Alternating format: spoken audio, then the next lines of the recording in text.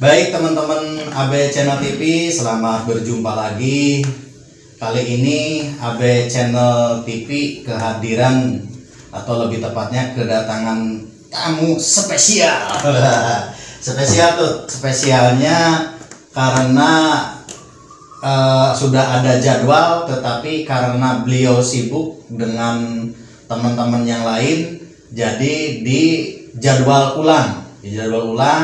Barusan dadakan telepon, saya mau datang ke studio, jadi Utut lagi istirahat, terpaksa dibangunkan.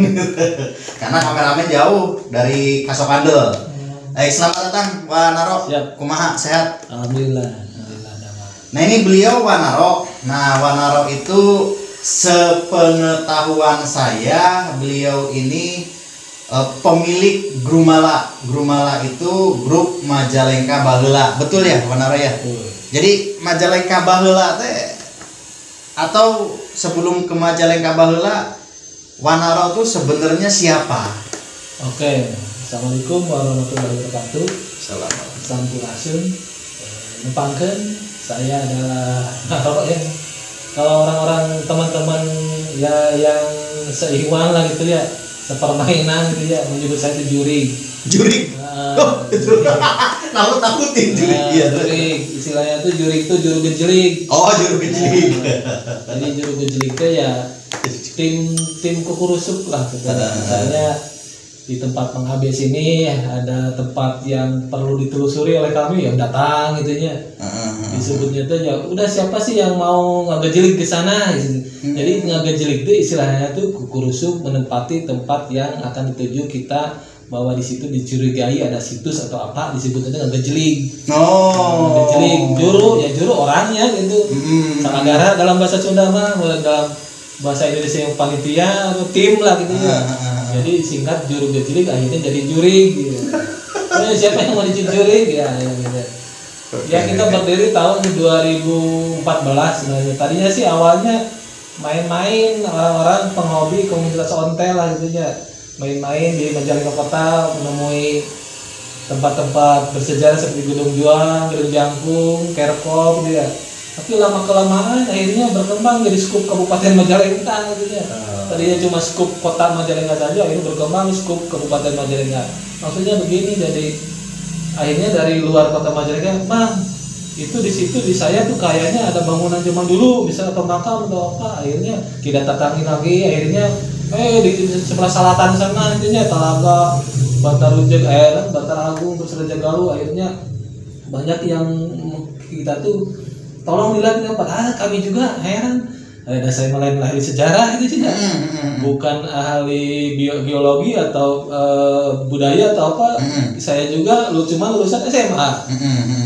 Kerjaan saya teknisi. Jadi ternyambung kalau dalam istilah. Cuman akhirnya dari begitu kunjungan terus ngobrol dengan sesepuh, akhirnya kita belajar. Inti nama belajar tuh jangan malu-malu kita bertanya, misalnya ini sejarahnya bagaimana. Akhirnya terus terang ya kami belajar, akhirnya kami sekolahnya di mana, ya di lapangan lah gitu ya. Makanya kadang-kadang hasil yang kita temui di lapangan berbeda dengan teori orang lain. Banyak berbeda. Misalnya contohnya saja lah gitu ya, yang kita peringati tanggal 7 Juni sebagai hari jadi Majalengka, yang kita dapati begini kok perasaan berbeda gitu ya. Terus bisa diceritakan tentang kerajaan Sindang Kasibu yang pernah besar, terus pernah berperang dengan Cirebon. Apa yang kita temukan nggak ada itunya. Terus misalnya peninggalan kerajaan kan harusnya ada ini, ada apa. Kok kita tidak menemukan tentang peninggalan kerajaan Sindang Kasih atau apa yang kita temui, ternyata ada itu Talaga gitu ya. Talaga emang banyak peninggalannya, kemudian Raja Galuh ada lah gitu ya.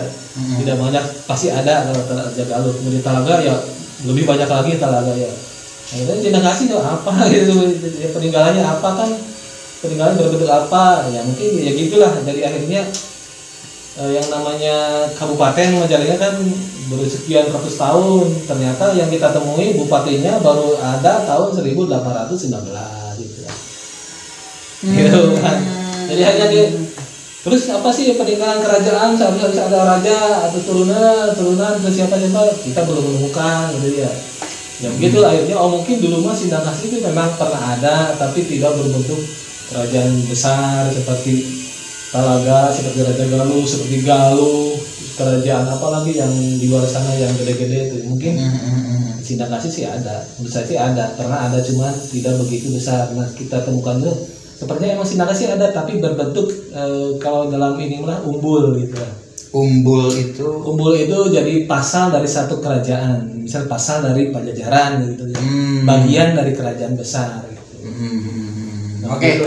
Menarik. Jadi artinya kalau Wanaro ini pasukan jurig. Nah, juru gejlik gitu. Kalau misalnya ada yang bilang ini sejarawan nggak enak tuh, jangan cara-cara dengan jurig aja jadi pernah gitu ya, lebih bebas. Nah terus menarik nih, artinya yang saya tangkap dari pembicaraannya Wanaro tadi, saya tidak ingin mengatakan ini fakta ya. Iya. Jadi berdasarkan penelusuran teman-teman termasuk Wanaro di lapangan itu berbeda dengan yang pada umumnya yang sudah beredar, gitu. Ini contoh ya, pembenaran itu saya juga tidak tahu ini contoh tadi yang diceritakan bahwa yang pada umumnya tanggal 7 Juni ya, 7 Juni hari jadi Majalengka, namun di lapangan itu belum menemukan ke arah situ atau gimana itu? Belum menemukan tentang jejak tentang kerajaan Sindangkasih. Ya kan yang selama ini yang kita dapati berdasarkan cerita tutur maupun yang sudah ditetapkan oleh pemerintah bahwa yang menjadi ciri peninggalannya kan ada Patilasan gitu ya, kemudian ada makam Pangeran Muhammad, kemudian dan lain-lain. Kalau menurut saya sih ya Patilasan atau apa kan harus ada tulisan berdasarkan tahun berapa gitu ya. Tapi itu tidak terlalu mendukung kalau menurut saya. Saya dulu ini saya pesantren. Saya pesantren di Maja di Sabiluruda Kelapa II. Nah, di sela-sela pesantren itu saya punya buku, kalau tidak salah buku lama, karya siapa saya lupa. Itu babat tanah Sunan Gunung Jati kalau nggak salah. Nah, di situ menceritakan juga cikal bakal Majalengka yang seingat saya bahwa Nyi Rambut Kasih itu beragama Hindu, sehingga saya nanti koreksi ya kalau saya salah, beragama Hindu, kemudian ditaklukkan oleh Pangeran Muhammad dari Cirebon yang notabene-nya beliau itu putra dari Sunan Gunung Jati. Eta teh kumaha menurut Wanaro ya, itu versi yang pernah saya baca gitu. Kalau menurut saya cerita tutur apapun itu bentuknya atau dongeng, misalnya di satu tempat ada cerita tutur, kalau menurut saya itu lebih baik patut dilestarikannya. Karena cerita tutur atau dongeng atau babat atau apapun jenisnya adalah itu merupakan awal atau pintu masuk untuk menelusuri sejarah yang bukan dalam sebenarnya gitu ya, bukan dalam ini salah ini itu, tapi merupakan salah satu bentuk pintu masuk untuk menelusuri lagi lebih lanjut tentang sejarah yang bisanya ada fakta lain selanjutnya, ada apa, pasti kan yang namanya cerita tutur dulunya emang tokoh ini ada gitu ya. Yang namanya cerita tutur kan tidak menulis gitu ya, berdasarkan cerita cek beja iya turun. Misalnya dari saya punya satu cerita, misalnya punya 10 cerita gitu ya, karena dituturkan ke anak atau ke cucu karena saya lupa atau gimana kan jadi 9 kan, jadi kan tidak utuh lagi. Nah, cerita tutur yang tidak utuh bisa jadi ditambahkan, bisa jadi sajengah jadi sadepa. Nah, kemudian tapi ini juga harus dilestarikan menurut saya juga sebagai literasi budaya di satu tempat yang bisa saja menjadikan satu pintu untuk masuk kita untuk menelusuri lebih lanjut tentang sejarah tempat tersebut. Baik. Nah terus gini, Majalengka itu saya juga kurang tahu ya, karena saya interaksi saya tuh lebih dengan teman-teman di Indramayu, karena kan desa tempat kita podcast ini, Desa Kedung Kencana tuh berbatasan dengan Indramayu Cirebon, Pak. Jadi interaksi saya tuh lebih dengan Cirebon dan Indramayu. Nah akhir-akhir ini aja 4 tahunan lah, 4 sampai 5 tahun ini baru saya interaksi dengan Majalengka karena tugas pekerja ya, karena di Majalengka Interaksi itu. Jadi saya tahu di Majalengka seperti apa. Nah, sebenarnya kan tadi nih menarik nih Pak, bahwa konon katanya Majalengka itu berapa ratus tahun, tapi penemuan di lapangan Bupati pertama itu tahun 1819. Berarti kalau dengan usia tuh sinkron atau enggak sinkron gitu, atau gimana itu? Ini bukan persoalan apa namanya benar atau salah ya, ini kita ngobrol gitu, tanpa kemudian menjas sesuatu lembaga, tidak. Saya juga kan kan itu berdasarkan cerita tur yang kemudian menjadi diperdakan menjadi sejarah satu tempat ya. Namun saya juga tadi kan saya bilang cerita tutur, babat ataupun sejenisnya patut dilestarikan sebagai pintu masuk menuju kita menelusuri sejarah tersebut lebih detail gitu ya. Lebih dalam ya. Ya karena babat berarti kan pernah menceritakan suatu orang, berarti kan pernah ada orang tersebut ya, tokoh tersebut pernah ada, tempat tersebut pernah ada, cuman ya karena cerita tutur jadi ayah lewi, ayah pondok, kadang mengkol kan itu kan dia gitu ya. Nah yang kita temukan adalah catatan-catatan Belanda gitu ya, bukan berarti kita mengiyakan lagi, karena ya emang ini yang ada aktenya gitu ya. Ya, kalau tadi misalnya cerita tutur berbentuk Majalengka secara keseluruhan, kan tidak disebutkan kabupaten, tempat atau apa itu Majalengka itu, atau asal mula nama Majalengka itu ya. Cuma yang dalam catatan Belanda khususnya tentang Beslit atau Stadblad Belanda juga disebutkan bahwa tahun 1819 pemerintah kolonial Belanda membentuk Keresiden Cirebon. Kan Keresiden Cirebon otomatis dibentuk berdasarkan kabupaten-kabupaten yang salah satunya adalah Kabupaten Maja. Pada tanggal 5 Januari 1819 dibentuk Kabupaten Maja. Kabupaten Maja, bukan Majalengka. Posisinya sekarang ada di Kecamatan Maja. Nah, kemudian ada catatan lagi menerangkan bahwa tanggal 11 Februari 1840 yang tadi pemerintahan Kabupaten Maja yang ada di Maja dipindahkan ke Sindang Kasih. Nah, Sindang Kasih itu kota Majalengka sekarang. Ya. Dan berganti nama menjadi Kabupaten Majalengka sampai dengan kota kabupatennya juga berganti nama menjadi Majalengka dan kabupatennya juga berganti nama menjadi Majalengka. Nah, nama Majalengka sendiri kalau menurut saya baru muncul saat itu. Nama Kabupaten Majalengka, pemerintahan kabupaten yang sudah ada tadinya Kabupaten Maja. Nah, menjadi Kabupaten Majalengkanya ini diganti ngaran lah. Tadinya misalnya Mang Abdullah, tadinya Soleh juga dulu, nah ganti akte namanya jadi Kabupaten Majalengka. Nah, nama Majalengka ini baru muncul tanggal 11 Februari 1840. Sebelumnya belum ada karena kalau dilihat dari peta yang sebelum tahun zaman POC tahun 1700, kemudian sebelum tahun 1840 memang dalam peta tidak ada nama Majalengka, belum ada. Wilayah sudah ada tapi nama Kabupaten Majalengkanya belum ada. Nah, baru muncul 11 Februari 1840. Iya. Terus yang rame ini kan kenapa Maja? Kenapa jadi Majalengka itu?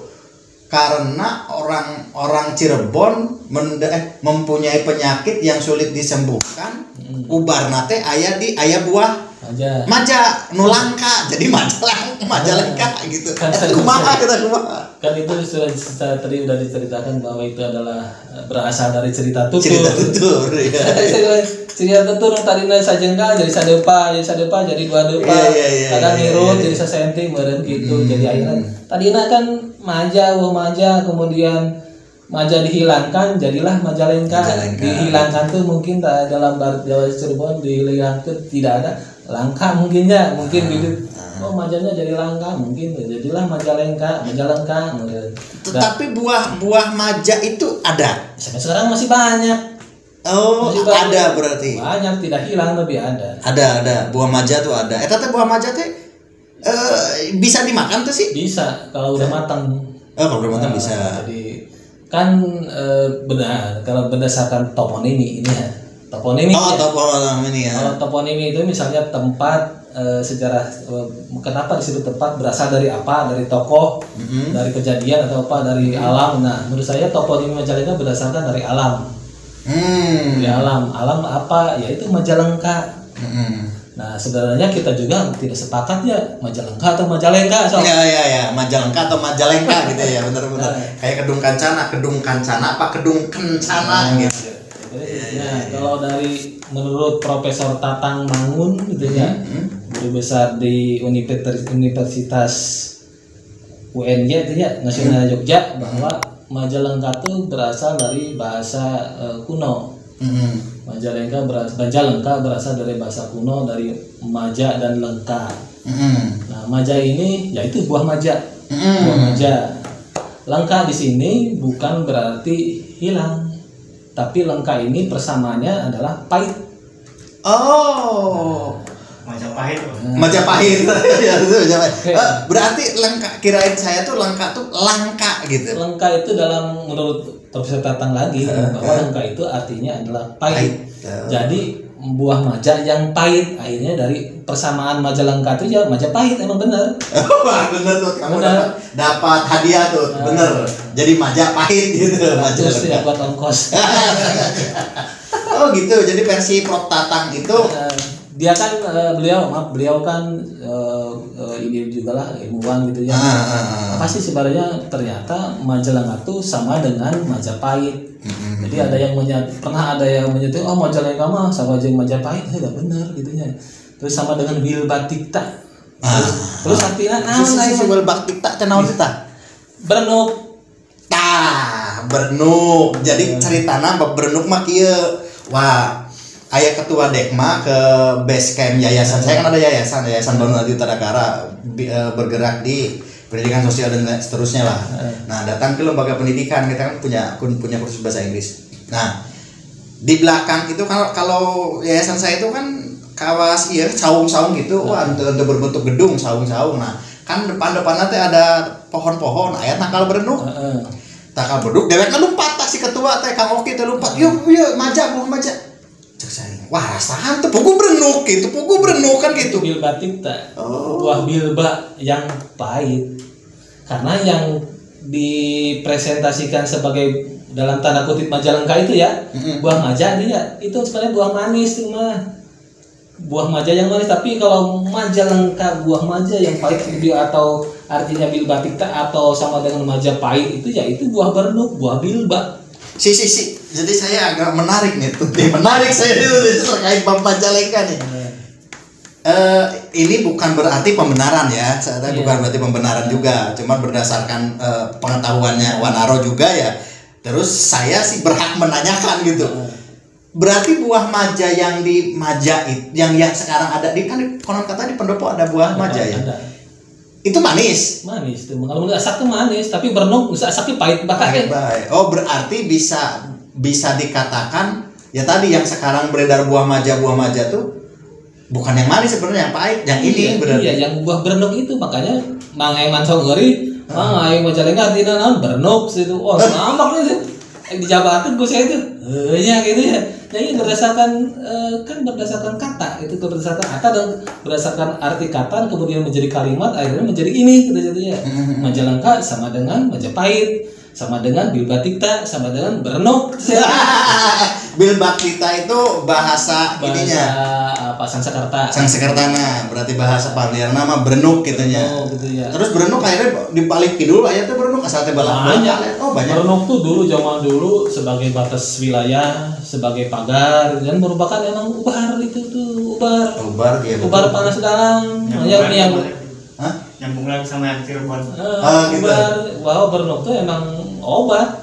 Yang menjadi obat tuh ya Bernuk digodok lebetna boleh diminum itu obat jeroan gitu ya kita panas dalam atau apa namanya lambung atau apa pokoknya obat dalam yang menjadi obat tuh ya itu buah Bernuk atau Bilbatikta atau Majapahit.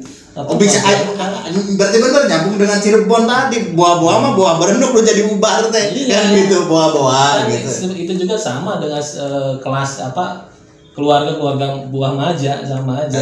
Kan ada yang kecil ada yang gede, ini manis ini pahit. Nah, kalau buah maja yang di Pendopo itu kan buah maja itu kan kecil seperti buah mangga lah setahu saya kalau dilihat di jika buah inilah buah apa namanya Markisa. Lah gitulah kecilnya segini gitu. Nah itu tuh seperti buah bintaro di luar Majalengka dia tumbuh pohon buah maja itu sama bisa tumbuh. Bisa tumbuh daerah Maja ada, daerah Panas juga ada, kemudian daerah sana Hurut Panas jadi. Sepengetahuan Wanaro kalau berenuk mah di Cirebon juga ada, di Indramayu juga ada kalau berenuk setahu saya. Nah ini buah maja yang ada di Pendopo ini, Pak. Itu di luar Majalengka ada pernah dengar tumbuh enggak dan berbuah enggak? Saya kira buah begitu kan pasti di mana-mana ada. Di mana-mana ada.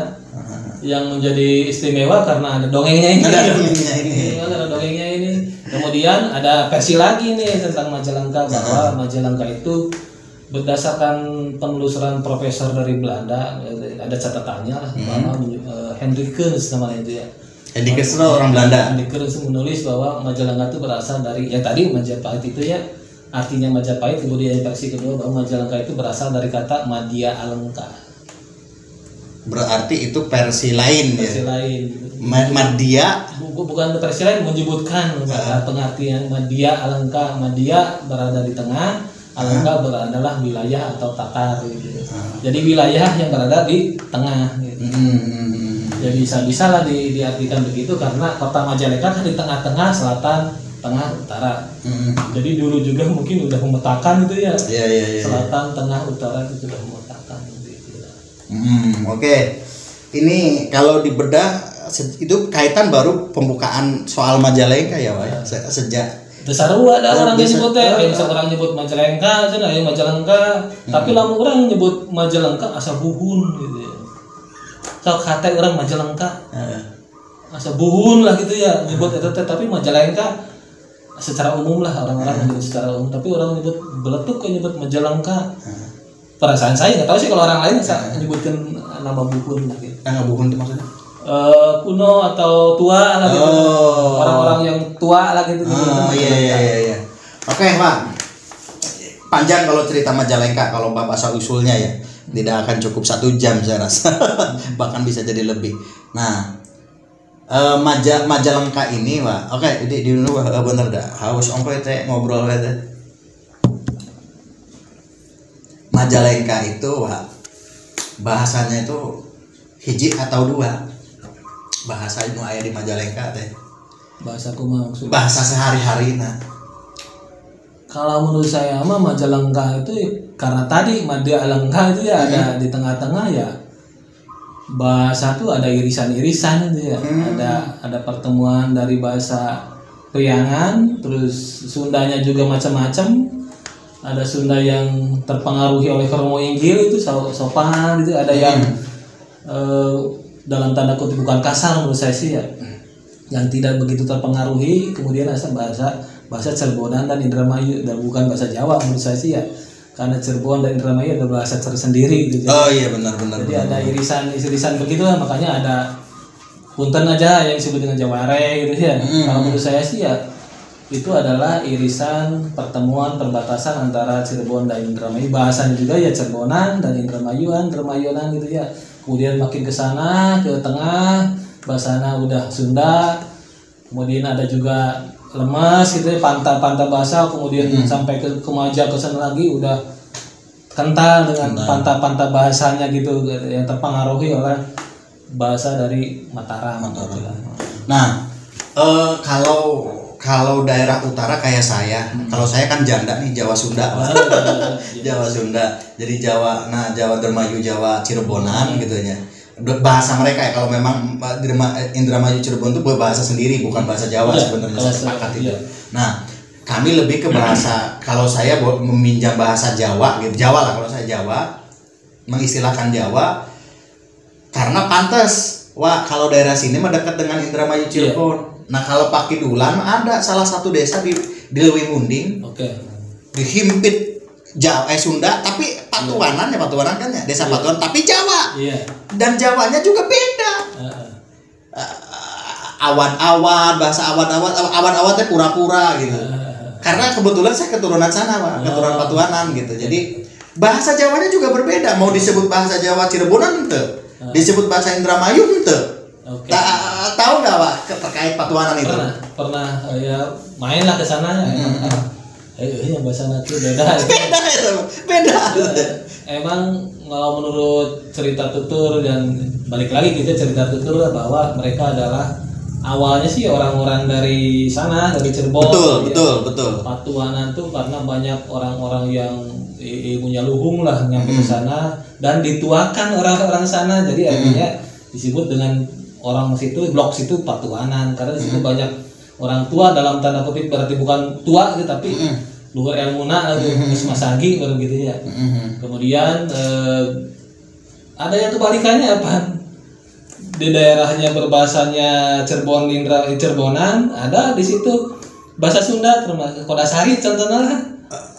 Kodasari kan orang bahasanya Sunda. Bahasa Sunda, betul. Kan bahasanya Cirebonan gitu ya. Kan itu secara itu sih masih ada catatannya ya. Itu mah tidak akan terkecoh lah bahwa memang benar mereka mah tadinya orang Maja gitu ya. Nunuk kalau Kodasari Maja Sari itu kan jauh sebelum sana ceritanya catatannya mungkin kalau saya perkirakan sih 1.500-1.600-an kalau Patuanana mungkin lah. 1.500-1.600-an orang-orang Cirebon datang ke sana dengan bahasa yang masih belum banyak terpengaruhi oleh campur-campur yang lain kan. Cirebon juga mungkin perkembangan gitu ya. Pasti. Perkembangan gitu ya. Seperti halnya orang Suriname, kan bahasanya itu bahasa Jawanya itu kan banyak orang Jawa di sana. Kalau ngomong bahasa di Suriname bahasa Jawanya pasti Jawanya beda. Iya.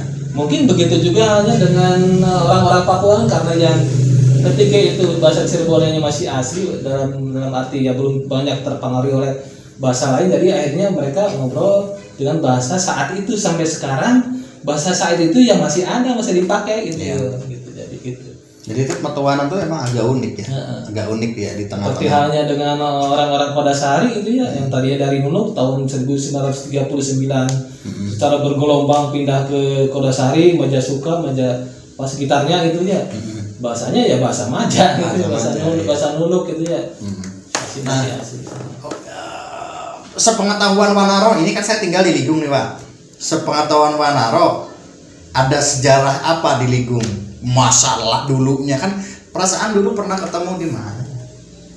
Di yang sekarang jadi apa, gedung Creative Center itu pernah Wanaro pernah cerita itu ada lain etan bendungan eta teh. Putaran Ligung teh Jati cenah gitu. Itu teh kalau dalam bahasa keren mah itu akuaduk teh bahasa naon deui teh? Bahasa Belanda. Akuaduk teh begini, jadi orang-orang Belanda, insinyur Belanda saat itu ya membangun satu bendungan di bawahnya sungai mengalir, di atasnya lagi sungai. Jadi disebut akuaduk. Jadi itu teknik biasanya sih yang di teknik insinyur orang Jerman gitu ya. Jadi membuat satu bendungan yang kemudian bisa menampung air dari sebutnya air gunung lah gitu. Si Keruh kan sebutnya air gunung karena berasal dari pegunungan Maja dan sekitarnya, kemudian dibendung. Nah, ini dibendung untuk menjalurkan kemana irigasi. Nah, jalur yang dari rentang gitu ya harus bisa melewati ke situ. Jadi akhirnya yang jalur rentang dialirkan ke atasnya, itu yang bikin menurut saya teknik insinyur Jerman luar biasa saat itu ya. Taruhlah saya dengar itu catatannya 1880 si bendungan putaran itu sekitar 1880-an dan menelan biaya yang sangat besar itu ya. Mau dia malah kepala jauh gitu istilahnya.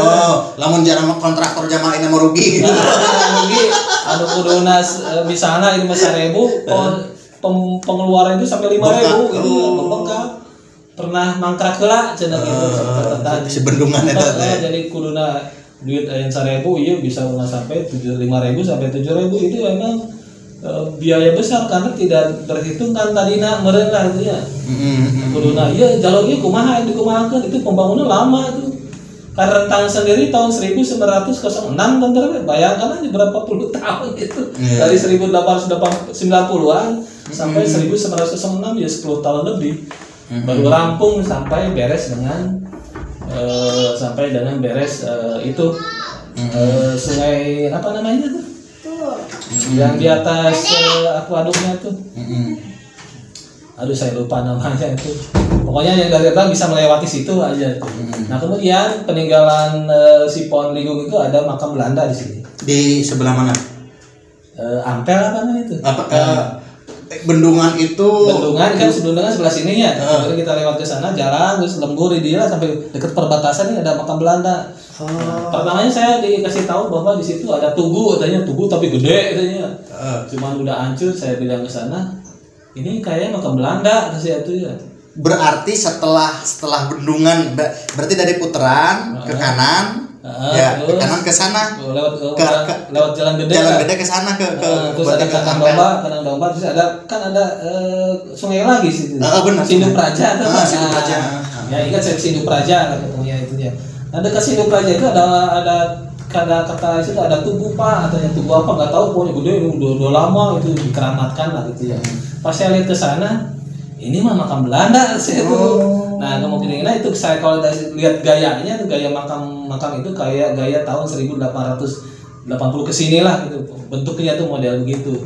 Saya asumsi atau perkiraan lah bahwa makam itu adalah makam salah satu teknisi di insinyur di bendungan itu. Mungkin orang kalau orang itu kan udah yang dekat aja ke bendungan mungkin dimakamkan di sana. Pemakaman itu terpisah sendiri atau dengan umum? Hanya satu. Hanya satu. Hanya satu. Nah, menurut orang situ lagi bahwa itu katanya Tuan Buger katanya. Tuan Buger kalau dari nama saya bilang ini seperti orang Jerman. Iya, orang Buger. Kan emang teknik akuaduk itu yang beredarnya di Jerman. Banyak orang-orang insinyur Jerman yang mahir membuat akuaduk.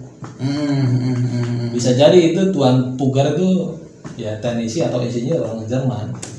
Oke, Kang. Panyaweyan. Panyaweyan teh duluna kumaha duluna? Kalau Panyaweyan itu sebenarnya saya pernah tanya-tanya ke orang situ, dulu mah emang hutan belantara. Hutan belantara dalam arti tanah lahan yang tidak produktif lah gitu lah. Oh dulunya? Dulu tahun tidak produktif. Nah dijadikan lahan itu sekitar hampir 50 tahun ke sana lah. 50 tahun ke sini sana tuh. Jadi baru dibikin sekat-sekat begitu karena dulunya sih tidak produktif katanya sih. Saya dengar tuh hanya tempat untuk menangkap burung katanya sih. Tapi memang artinya mungkin ini nggak tahu nih saya apakah itu hanya semak-semak saja ya kan di daerah situ kan kayak kalau di Bromo kayak Bukit Telatapis gitu ya Ting Plandung begitulah. Nah, itu kan tidak produktif cuman kata orang dulu itu tempat ini newak manu katanya nempak kan namanya newak manunya pakai jaring disawui-sawuikeun gitu. Makanya disebut Panyaweyan karena jaring disawui-sawuikeun dibentangkan gitu ya, manuk ke situ nempel katanya. Nah, kemudian disekat-sekat, dibikin tanaman-tanaman gitu, cuman katanya sih saya dengar dari orang ke sana pantang melak pare. Ya memang nggak bisa juga kalau melak pare. Saya pikir ya kenapa melak pare udah beda tanah ya. Cuman dalam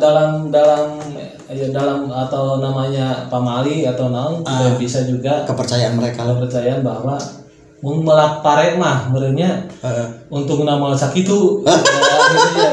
Tapi melak bawang segala rupa untungnya leuwih pare gitu. Terus dilihat lagi dari struktur tanah ya udah mal bisa pare mah gitu. Iya. Gitu. Panyaweyan tapi kan sekarang waduh mantap itu. Luar biasa itu awalnya kebudayaan menanam, kebudayaan melestarikan alam, dan kebudayaan menyeimbangkan alam. Ya karena udah tumanina si alam tuh begitu, malah karena udah tumanina segitu, ditanam begitu, terus alamnya sekarang sudah merena segitu. Kalau misalnya dibikin apa, pasti mereka berubah dan menjadi bencana. Iya. Karena saya sih berkeyakinan bahwa alam itu pun makhluk hidup, tanah bukan makhluk hidup gitu. Iya, Yang ketika mereka sakit ya pasti mereka akan sudah cuma betah tumarina segitu ya udah. Menurut saya juga pariwisata awalnya budaya, kemudian menjadi pariwisata. Iya, benar-benar. Budaya apa? Ya budaya macu, budaya melak. Terus misalnya kalau kita tidak melestarikan budaya macu, budaya melak, budaya pertanian tersebut, terus kita mau nonton apa ke sana gitu. Nah, dulu teh pernah ada kebun teh di di Argapura bener kan? Ada. Jadi sekarang tuh masih tersisa. Ya nggak begitu banyak karena mungkin kalau zaman sekarang kan banyak ya maaf aja ya yang namanya minuman berteh gitu ya, sari rasa teh makin banyak. Nggak, tapi kebun tehnya masih ada di Argapura. Ada tapi tidak banyak. Ada tapi nggak begitu banyak dikelola, dipetikan gitu seperti halnya di mana daerah Lembang atau apa. Ada sih ada banyak. Bukan nggak begitu banyak tapi ada gitu. Ada tapi tidak menjadi pertanian yang dikhususkan. Nggak maksudnya nggak gede-gede. Nah, jadi meren ya memang ada karena ayah gitu. Jam pangabutuh mau bikin ya bisa gitu. Nunggalan lagi masih aja. Dekat sih nunggalan masih aja terus aja dikirim kemana terus ada malah di Teja mah ada pemetik teh sama pengolahan teh tradisional ada. Iya berarti artinya ada lahan teh yang memang digarap. Ada tapi kalau menurut saya segitu mah nggak terlalu gede seperti Lembang. Kalau Teja mah kan Raja Galuh kan. Teja mah. Tapi kan nggak kalau di Argalingga sih emang pabrik itu ya pengintalan pengolahannya sudah tidak ada. Cuman kalau menurut saya sih kan kita harus berpikir lagi ya minuman teh makin banyak kita makin per botol gitu tapi kan di kita enggak terlihat panen teh gitu ya kan sedikit gitu ya terus yang mengelolanya sedikit. Yang ada tuh di ini lagi ya Rumah Sugih ya. Rumah Sugih di di KNPI tuh ya. Ada itu ya gitu lah. Kalau itu mah masih aktif. Ya kalau yang di Argalingga itu ya ada tersisa terus malah ada teh yang peninggalan tahun 1900 masih ada gede tanggal tehnya tuh. Tangkal tehna peninggalan tahun 1910 gitu ya. Teh buhun gitu. Di Argalingga itu. Di Sunia saya pernah lihat tuh. Sunia tuh berarti Citaman. Labetna ke kacamata masuknya ke Banjaran. Banjaran. Banjaran itu masih ada 1-2 mungkin lah. Teh peninggalan zaman dulu katanya.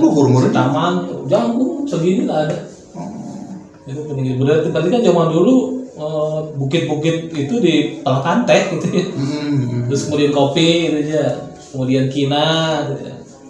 Kalau kina sih sudah tidak ada. Karena mungkin sekarang banyak obat-obat yang lebih ini ya, obat malarianya. Kinanya sih sudah ditinggalkan. Baik. Wah, kamu menarik nih ngobrolnya. Ngalor ngidulnya kaitan. Jadi kalau cerita Majalengka itu ya pasti panjang lebar ya, ya. Nah, di Majalengka itu sepengetahuan Wanara tuh yang masih peninggalan zaman Belanda yang masih eksis. Masih ayat tuh sampai ayat tuh. Masih eksis. Ada ya tidak banyak, apalagi kemarin kalau menurut saya sih ada tragedi gitu ya. Tragedi. Kalau menurut saya selaku pecinta bangunan bersejarah sangat kehilangan kan. Bahwa ada satu bangunan yang bernama bangunan Rainbow sekarang sudah rata dengan tanah gitu ya. Ya memang kita tidak bisa apa-apa dan tidak bisa berbuat banyak gitu ya. Bangunan mana teh ya? Karena itu bangunan pribadi gitu ya. Bangunan pribadi, bangunan Rainbow yang tempatnya berada dekat dengan pom bensin kota itu ya.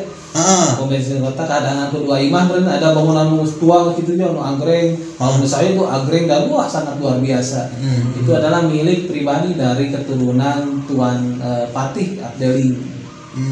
Tuan Patih Abdeling adalah wakil dari asisten presiden.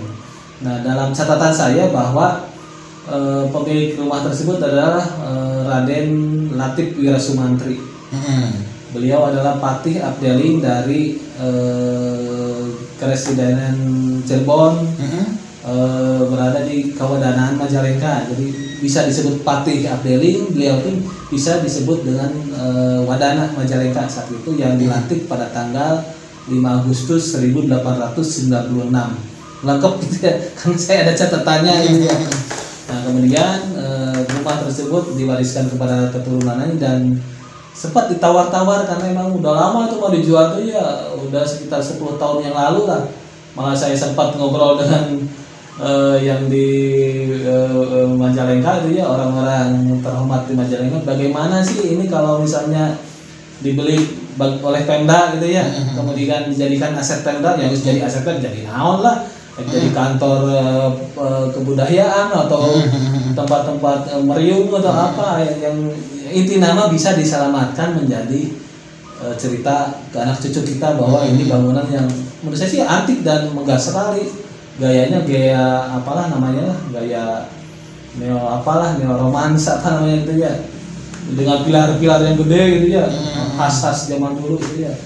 Namun kemudian rumah itu ada yang membeli dan ya yang namanya orang membeli kan punya bikin apa ya, punya hak apa kita gimana akhirnya diratakan dan katanya sih mau kamu dijadikan ruko gitu. Pom bensin di kota depan samping Parbun. Sebelah sana lagi lah, sebelah barat lagi. Nah selain itu juga kemudian yang masih ada sekarang tuh ya ada Gedong Juang. Nah kalau Gedong Juang ini milik pemerintah gitu ya. Kita bisa merawat dan sebagainya. Kemudian pendopo juga termasuk bangunan lama itu pendopo. Kemudian kantor-kantor kabupatennya juga termasuk bangunan lama karena dibangun tahun 1920 sampai 1950. Berarti pendopo dan bangunan kantor samping kantor sekda berarti. Kalau pendopo mah tahun 1852 sampai 1857 atas arsiteknya Raden Saleh, kemudian kantor di sekelilingnya itu kan ada kantor apa namanya sekda itu kan. Sekretaris daerah gitu itu tahun 1920. Kemudian ada lagi bangunan baru lagi tahun 1950-an gitu ya. Kemudian ada tambah lagi baru itu ya sudah tidak termasuk dengan benda cagar budaya karena baru kalau itu ya. Kalau yang lama sih yang 1920 kemudian 1950 itu termasuk dalam benda cagar budaya. Kemudian ada lagi ini Gedung Panjang. Gedung Panjang tuh pegadaian lama. Pegadaian lama yang dekat Rutan.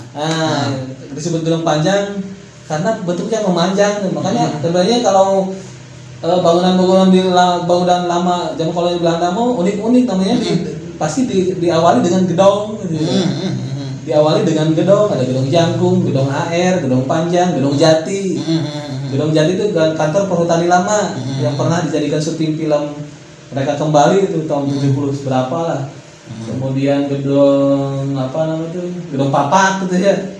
Gedong Papak tuh ada di Kodim, itu bekas kamar mayat gitu ya.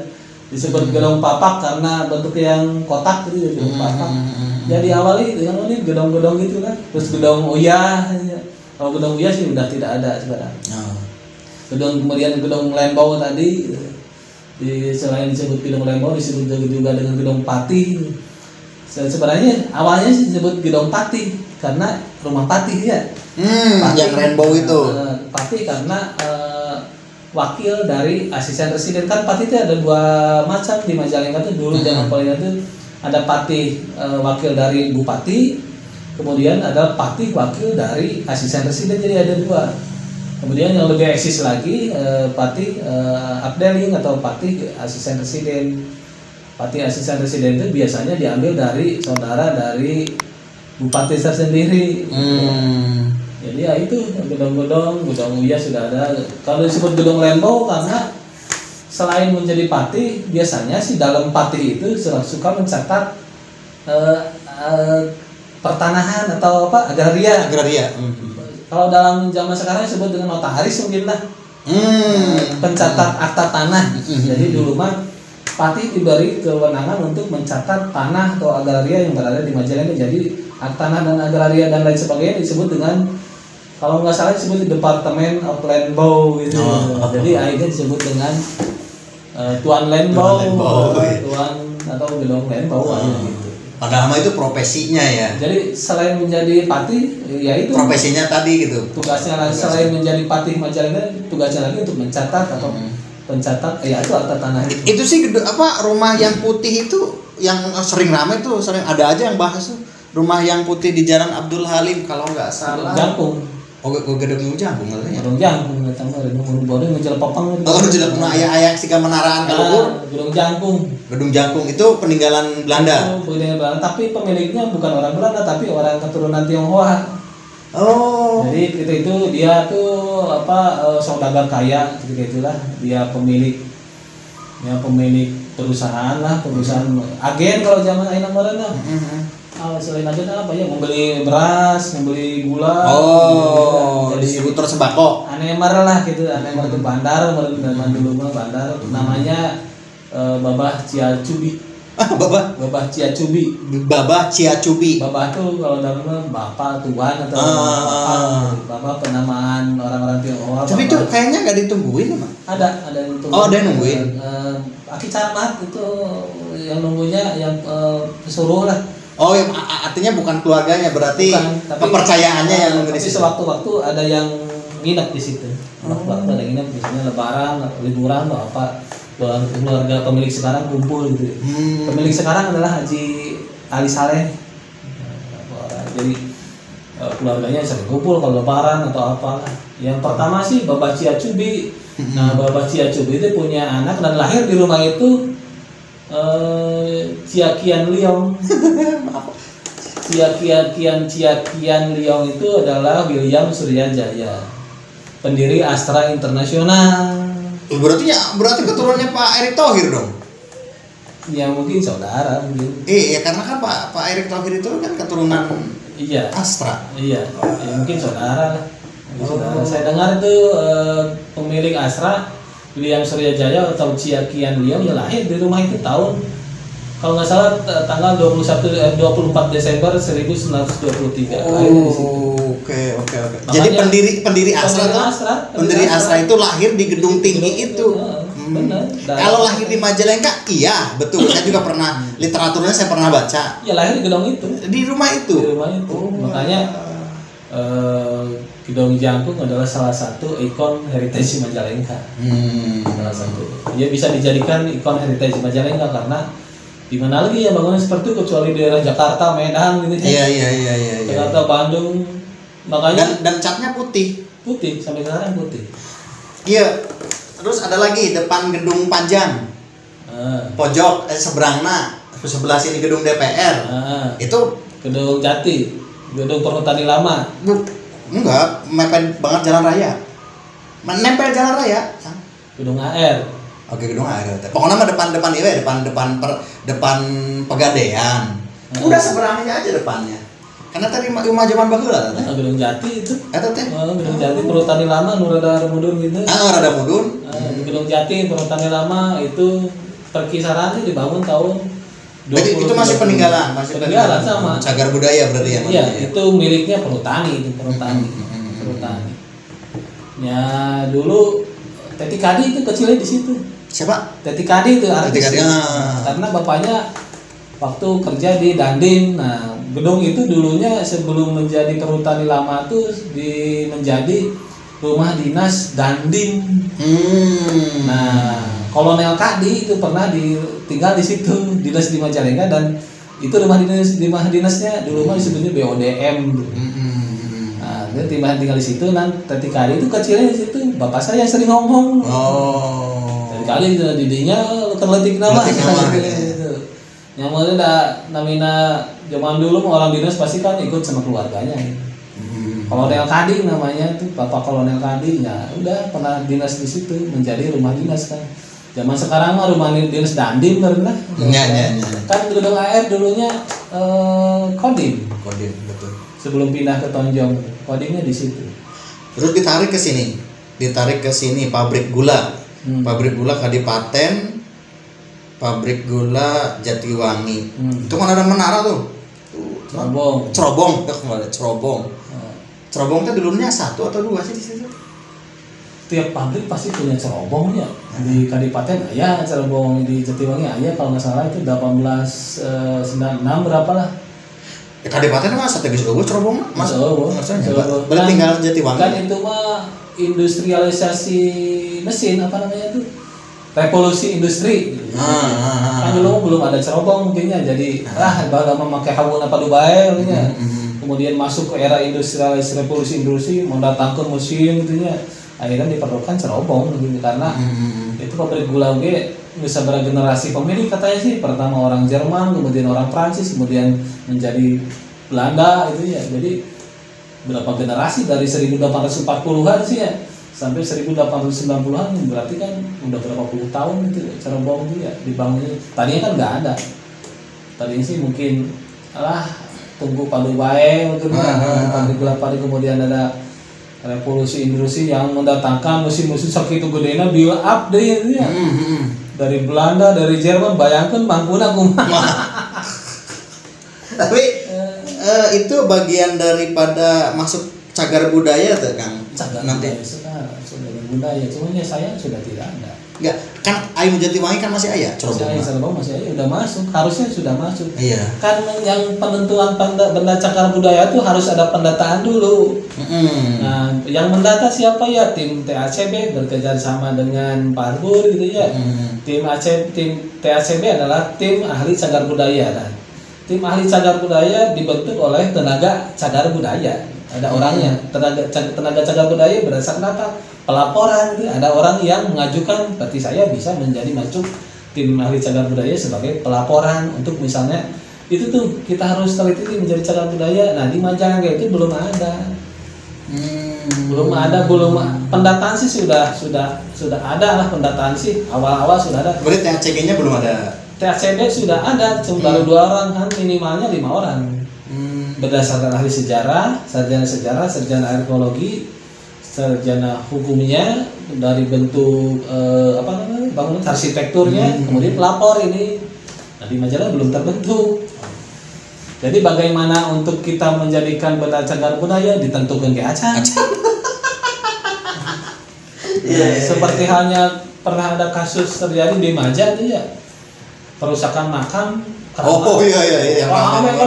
Yang itu saya ditanya itu ke polisi sampai BAP sampai jam 12 malam. Oh, berarti ikut Pan sebagai saksi sebenarnya. Karena di sejarah hukum jelasin akhirnya saya sudah menjelaskan tentang tokoh siapa itu dan sejarah bagaimana. Akhirnya Pak polisi menanyakan, "Bang, itu sudah ditetapkan sebagai cagar budaya Can?" Ya, Candar. Yang Cuma tidak bisa apa-apa, akhirnya kekeluargaan pelakunya kan. Harusnya kalau misalnya sudah ditetapkan sebagai benda cagar budaya itu bisa diproses hukum secara verbal gitu, misalnya denda sekian, kurungan sekian, karena kan dirunding undang-undang. Ditetap kena acan ya. Gimana payung hukum gitu. Makanya kemarin itu saya bisa bilang begini, ini adalah presiden buruk bagi benda cagar budaya. Udah ada kamar lagi ngerusak makam dari naon kan gitu. Saya bilang secepatnya dibikin THCB dan penetapan benda cagar budaya supaya inti namanya ayah berempang lagi ini ada benda cagar budaya, peringatan tidak boleh jika merusak, mengganggu atau merubah hukuman sekian, denda sekian pan bersih gitu. Minimalnya ayo pelan-pelan malah gitu. Oke, baik. Wanaro, itu ngobrol teh memang masih panjang ya. Nanti kapan-kapan datang lagi, Wak. Itu teman-teman, makasih Wak atas waktunya teman-teman. Itu pembicaraan kita yang obrolan, lebih tepatnya obrolan yang kurang lebih 1 jam bersama Wanaro. Menarik memang kalau menceritakan zaman-zaman dulu dan peninggalan-peninggalannya. Cuman saya rasa waktunya juga terbatas, Wak. Lain kali kita ngobrol lagi. Baik teman-teman, terima kasih. Assalamualaikum warahmatullahi wabarakatuh. Turun.